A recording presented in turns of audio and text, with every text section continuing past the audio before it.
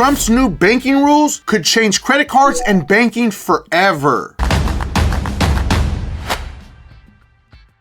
All right, so listen up. We've got to talk about something that's happening right now because there's a lot of confusion online. Over the last few weeks, I've seen headline after headline saying Trump just changed the banking system. Banks are about to start shutting down credit cards, and even seen millions of Americans are about to lose their credit. So what's actually true and what's actually clickbait? Because there are in fact some new banking guidelines getting attention, and if you have credit cards, loans, or even just a checking account, it's worth understanding what banks are looking at. So the real big problem is people are taking a few changes and turning them into some crazy conspiracy that doesn't even resemble what's actually happening. So today I'm going to be breaking it all down for you. We're going to be talking about 4 things banks are paying closer attention to, why some people really are seeing credit limits reduced or accounts reviewed, and most importantly, what you can do to put yourself in the strongest position possible. And I want to hear from you though. Do you think banks are becoming more cautious because of the economy, or do you think they're simply relying too much on automated systems and AI? I want you to drop your opinion in the comments because I have a feeling this one is going to get interesting. Now let's start where this all came from. Earlier this year,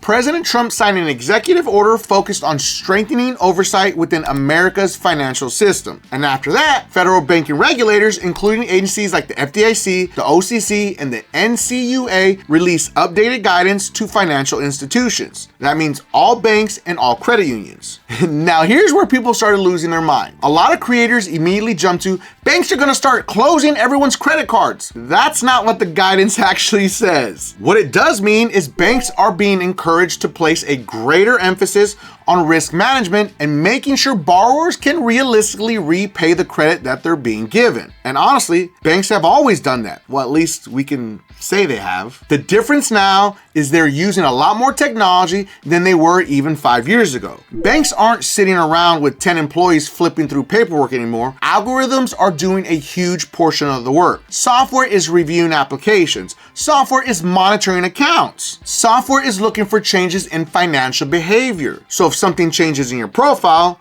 sometimes it isn't a person who notices first, it's actually a computer. Now, before everyone starts panicking, no, this doesn't mean you're gonna wake up tomorrow and every credit card in your wallet is gone. Let's be realistic. Millions of people are going to keep using their credit cards exactly like they did yesterday. But banks have been in fact reducing limits, banks have been closing inactive accounts, and banks have been performing financial reviews. And those things tend to happen more often when lenders become more conservative. Think about it this way. If you loan your buddy 20 bucks, no big deal. But if you loan him $20,000, you're probably gonna ask a few more questions. Banks do the exact same thing. When economic uncertainty increases, their tolerance for risk usually decreases. So when people want to lie and say the economy is doing good, this is a good sign to tell you that it's not when banks start shifting into these different behaviors. But let's talk about the first thing that could get more attention: income stability. Now, this is something that surprises people because they think, I got approved 3 years ago. I'm already a customer, so why would they care now? Because the banks don't always evaluate risk when you apply. They monitor risk over time. If your financial picture changes significantly, that can matter. Maybe you left a salary job and became self-employed. Maybe you retired. Maybe your income dropped. Maybe you had a major life event. But understand, none of these things automatically mean your account is in danger, but they can change how a lender views risk. Remember, a credit limit isn't a lifetime guarantee. It's a lending decision that can actually change. And we've seen that happen before. During periods of economic uncertainty, many lenders reduced credit limits simply because they wanted to reduce their exposure. Not because every customer did something wrong, but because lenders were protecting themselves. But here's something people never realize. Your credit score can actually be affected even if you never miss a payment. Imagine if you got a credit card with a $10,000 limit, you've got $3,000 on it. Your utilization looks pretty healthy. Now imagine the bank decides to reduce your limit to $5,000,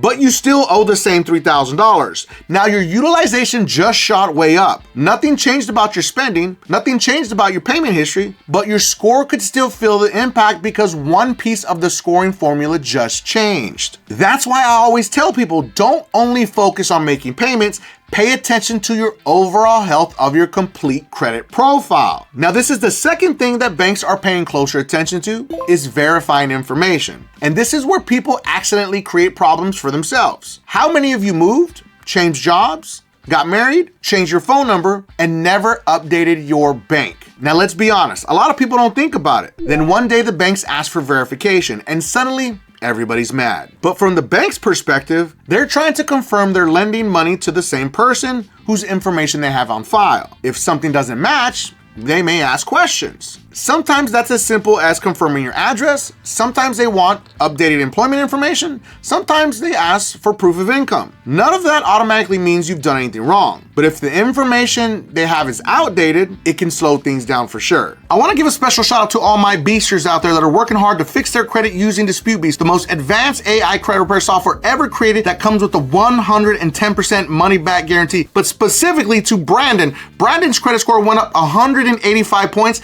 after just one round with DisputeBeast. And Ashley's credit score went up 218 points after just 2 rounds with DisputeBeast. But let's not forget about Julio. Julio's credit score went up 266 points after just 1 round with DisputeBeast. DisputeBeast's link is going to be pinned at the very top of the comments and in the video description for anyone that needs to fix their credit. And this brings me something that I think is even more important. Go pull your credit reports. Seriously, not because I expect you to find some massive fraud, but because you'd be shocked how often I see incorrect information, old addresses, misspelled names, duplicate personal information, employers you've never worked for, accounts reporting with incorrect details. It happens more than people realize. Now, is every little error going to cause your bank to shut down your credit card? No, but accurate information makes it easier to verify your identity and reduce unnecessary headaches if your lender ever reviews your account. And trust me, fixing those problems now is a whole lot easier than scrambling after a lender starts asking questions. Now let's move into the third thing that I think a lot of people are overlooking, and that's your overall relationship with the bank.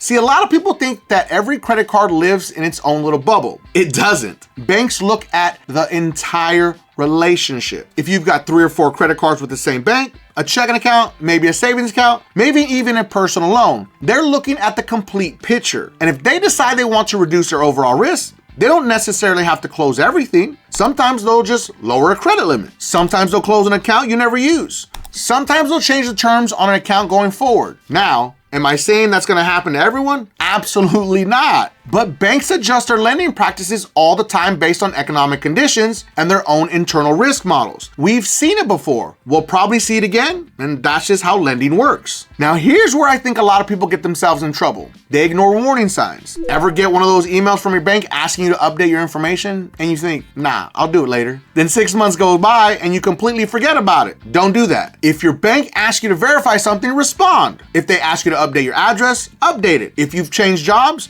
make sure the information is correct. Because the last thing you want is a lender to think that they can't verify your identity, because that creates unnecessary headaches that are completely avoidable. Now here's another one. Let's talk about credit utilization. And this is probably one of the biggest mistakes I see every single week. People think, my score is good, my payments are on time, so I'm fine. Meanwhile, every credit card they own is sitting at 85% utilization. Now listen, even if you never missed a payment, maxed out credit cards make you look riskier to someone using only a small portion of their available credit. That's just how lending works. The lower your utilization, generally speaking, the stronger your credit profile looks. Now, obviously, everyone's financial situation is different. I'm not saying go throw every dollar you have at your credit cards today, but if you have got the ability to pay down balances, especially cards that are close to being maxed out, that's worth considering. Now, here's another thing that people don't think about: inactive credit cards. You ever hear someone say, I don't use that card anymore, I'll just throw it in the drawer. Then 2 years later, the bank closes it and they're wondering why their score dropped. Banks don't like carrying inactive accounts forever. Some issuers are perfectly happy with it, others aren't. If you've got older cards you want to keep, use them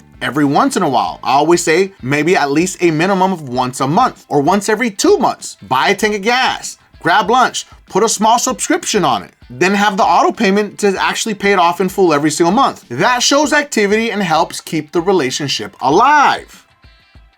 Last part's the most important. But now let's switch gears and talk about something that I think people need to stop doing immediately: panicking every time they read a headline. Because YouTube, TikTok, Facebook, Everybody wants to be first.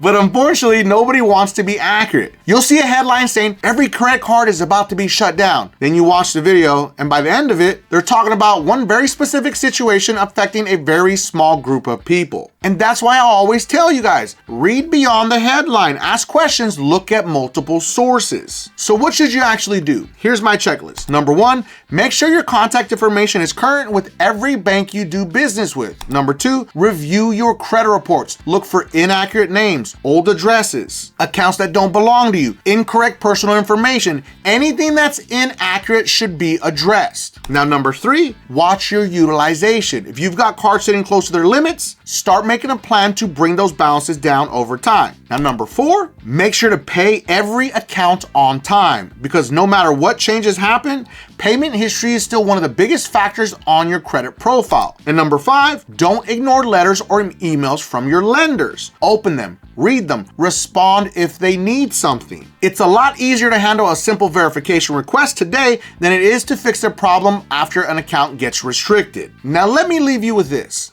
Banks are always changing. Credit scoring models change, interest rates change, lending standards change. None of this is new. What's different today is how fast information spreads. One headline turns into 10, 10 turns into 100, and before you know it, people are convinced the entire banking system is collapsing. Most of the time, reality falls somewhere in the middle. Are lenders becoming more cautious? In many cases, yes. Should you pay attention? Absolutely. Should you panic? No. Instead, use this as motivation to tighten up your credit profile. Now, I want to hear from you. Have you had a credit limit reduced recently? Has your bank ever asked you to verify your income, your employment, or your identity? Or have you had a credit card unexpectedly closed? Drop your experience down in the comments because I'm curious to see what everybody's actually been seeing lately. And don't forget, if you have any collections, charge-offs, or negative items that you need to delete from your credit reports, make sure to watch this video right here because it's going to show you how AI will do all the work for you, mail your letters, and it comes with a 110% money back guarantee. And if you felt that I brought you some value in this video, make sure that you don't forget and subscribe to increase your credit score.